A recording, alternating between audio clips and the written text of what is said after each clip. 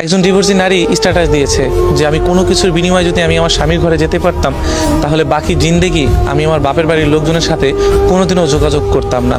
একজন মেয়ে যখন এই কথা বলে, অনেক সময় কি জানেন যে একজন পুরুষ সারাদিন কষ্ট করে এসে তখন চাই যে তার বউর মুখে হয়তো ভালো দুটো কথা শুনি কিংবা আমার বউকে নিয়ে ভালো থাকি। একজন পুরুষ এটাই চাই জানেন, যে বিয়ে করার পরে আমার বাবা মাকে নিয়ে এবং সংসারটা সুন্দর থাকুক।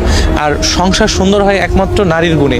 এটা আমি আপনি মানি বা না মানি সেটা কোনো বিষয় না, কারণ একজন পুরুষের মাথায় চিন্তা থাকে যে আমি সারাদিন কীভাবে রোজগার করে এনে ঘরে আমার বউটাকে ভালো রাখবো, আমি কীভাবে ভালো থাকবো, সংসারটাকে কীভাবে ভালো রাখবো এবং ভালোবাসার মানুষটিগুলো নিয়ে কীভাবে ভালো থাকবো। এই চিন্তা করে একজন পুরুষ সারাদিন কষ্ট করে যখন ঘরে ফিরে তখন যদি দেখে বাসায় অশান্তি বা বউর বাপের বাড়ির কারণে বউ অশান্তি করতেছে, তখন এই জিনিসটা খুবই খুবই দুঃখজনক। এমন কিন্তু সংসারে অনেক হয়ে থাকে যে অনেক মেয়েরা না বাপের বাড়ির কথা শুনে না, যে স্বামীর সংসারে অশান্তি করে, স্বামীর বাবা মাকে ভালোবাসতে চায় না, অনেক ধরনের অশান্তির সৃষ্টি করে। তো আমি তাদের উদ্দেশ্যে এটাই কথা বলতে চাই যে একজন পুরুষ অনেক কষ্ট করে, অনেক, একটু না অনেক কষ্ট করে যে তার পরিবারকে চালানোর জন্য, আপনার সংসারকে চালানোর জন্য।